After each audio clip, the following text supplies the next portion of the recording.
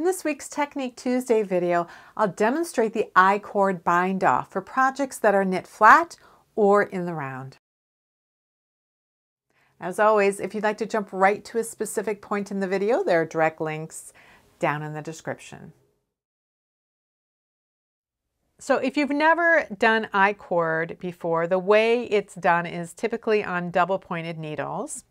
You knit 3 stitches, the 3 stitches that you have here, and you usually work pretty firmly. So you finish up and you want to tighten things up, then you slide these stitches back to the other end of this double pointed needle, and then you start again. And notice that the working yarn is over on the 3rd stitch, but you're going to be knitting the 1st stitch.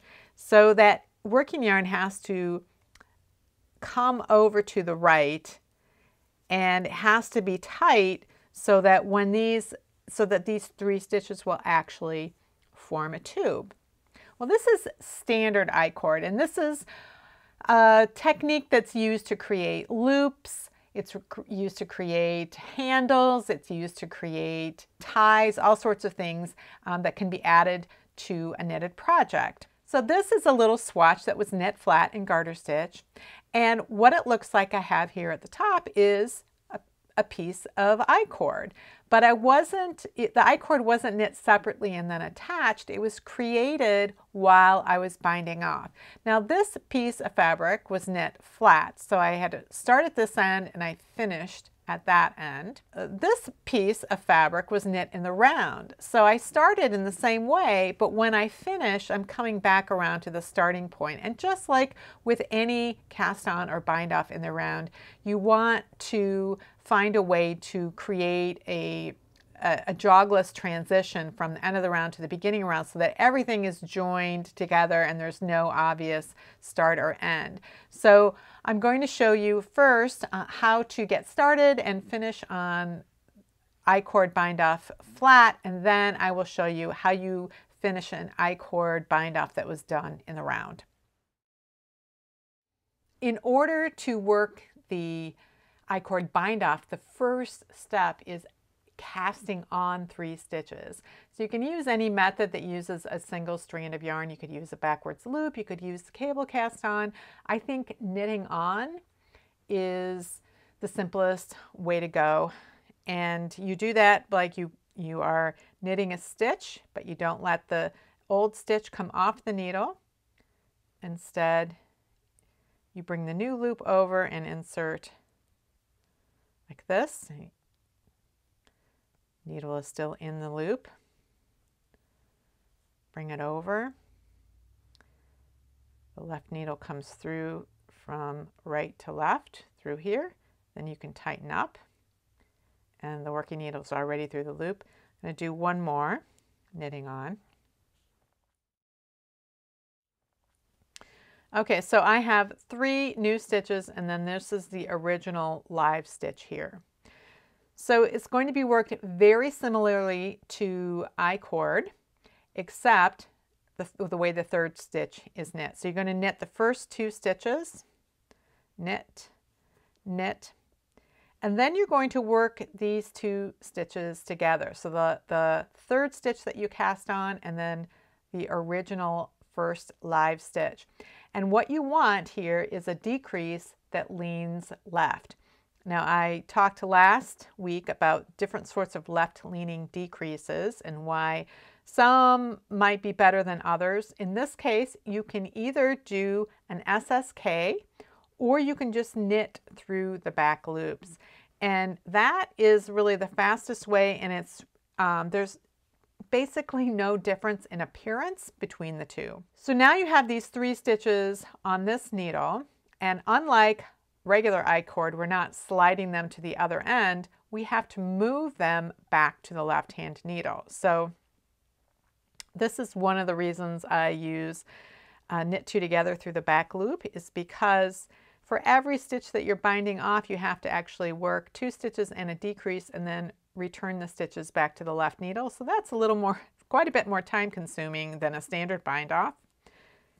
And the other thing that I am doing, so now we're getting to the decrease, so we're going to go right through the back loops, work the decrease, and now we want to return them. I am not tightening these stitches up as I work them. We are not actually creating a full tube the way we are with an I-cord, a standard I-cord. We don't have to worry about that first and last stitch actually meeting each other, and we want to make sure that the edge is not too tight. So you can just work this at a standard sort of relaxed way. If you have a tendency to really tighten your stitches up when you're binding off or when working I-cord, you could use a needle 1 or 2 sizes larger in your right hand if you find that your bind off is getting too tight. So we've worked a few so far, and it's really hard to see what's going on yet, but what we really have is sort of a semicircle of I-cord. It's not a full tube because the fabric is in the way, it interferes with that, but it's going to create this curve around the edge. So again, we return these stitches to the left-hand needle, and it takes a few stitches before you really see that it's forming a tube. Again, you're going to knit the first 2, and then you're going to knit together the third one with one of the original live stitches, and I do it through the back loop. You can use an SSK or an SKP, but it's not necessary and it may slow things down. So here's how we finish the I-cord. So we work the very last stitch just as we have worked the others. So to finish off, you want the yarn to come through the 3 stitches from right to left. Remember, as we're working the I-cord, we're always starting with the right hand stitch and knitting across that way. We don't want the yarn to come through these stitches from left to right when we're fastening them off. So slide the needle all the way to the right end, and then you can either thread this yarn onto a yarn needle and then fasten them off, to slip them one at a time onto this yarn needle, and then pull the yarn through and then tighten to fasten. Or you slide the stitches again to this end so that the working yarn is hanging away from the tip, and then you work a knit 3 together. So you're not going to work through the back, so you're not going to insert the needle toward the left, you're going to insert the working needle to the right. So you're going to insert it through all 3 stitches, wrap it around that needle, and then pull it through, and then pull the yarn tail out. Either one of those will serve the same function. And then you're going to want to weave in your ends. And the nice thing about I-cord is that it is a tube. So you can run your needle through some of the stitches along the edge here, pull it through and make sure that you like the look of your corner. But then you can just bring it inside this tube. You can run it through the inside of this tube for a while. You can check to make sure it's not poking out anywhere. You can see the needle in there. Bring it out through there gently. Pull it a little bit snug so it's drawing up a little bit. Cut it very close to the edge here, and then pull it back, and then that tail will pull back inside. For using the I-cord bind off in the round, you start the same way that you start when knitting flat. You add 3 stitches, and then you work 2 and do a left leaning decrease all the way around until you are left with your final 3 stitches. At this point, you're going to cut the yarn and give yourself enough of a tail, 8 inches of tail. I probably have more than that. And then thread the yarn into the needle. And now what we're going to do is we're going to graft these live stitches to the base of the first row of actual I-cord. So what we've got here is kind of the nubby end where we had done our cast on at the beginning. So we want to look for the actual first row of real stitches. So this is a stitch, this is a stitch, and then if we look over to the back side, we can see a full stitch. So we're going to be hiding this edge inside the tube of the I-cord. So you have your needle, you've got the 3 stitches, and the working yarn is at that left hand edge right here. We're going to bring the yarn needle up through the first stitch as if to purl, and we're going to pull it through like this. Now we're going to look at this I-cord. We're going to look for that first real stitch of on the I-cord tube, and it's this stitch right here. It's this V. So we're going to come in behind it like this.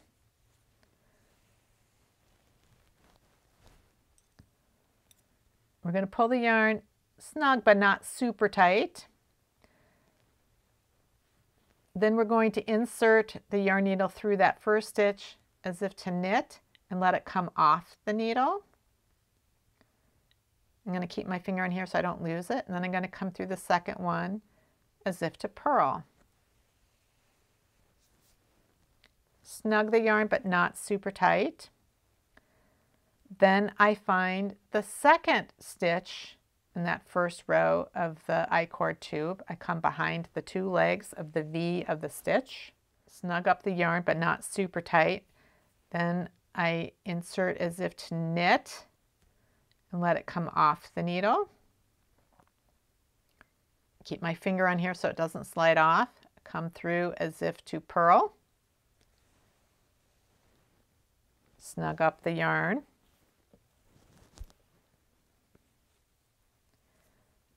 And now I come around the third stitch. That's the first real stitch. And then the last step is to insert as if to knit and let it come off the needle and pull the yarn through.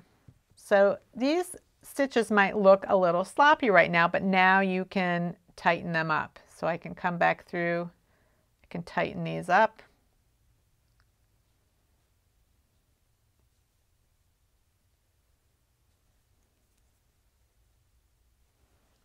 So now I've adjusted it, and now I'm going to weave this end in. So what I'm going to do is come along the edge here. This is the right side of the work, but I can come along the edge here.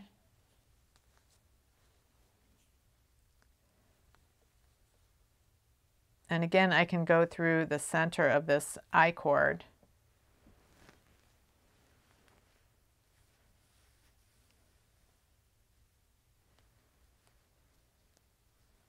Pull this a little bit tight, snip the yarn close to the edge, and then stretch it out so that it will pull that tail back in and the tail will stay on the inside. Today I showed you how to use the I-cord bind off to finish off the live stitches of your knitting project, whether you're knitting flat or in the round. Next week I'll demonstrate how to use this technique on edges that don't have live stitches in order to produce a consistent border around projects like blankets and scarves. If you have any comments or questions about today's video or suggestions for videos you'd like to see in the future, you can leave those down in the comments below or join the discussion in my Ravelry group, Rocks. Thanks for watching, and I'll see you next week.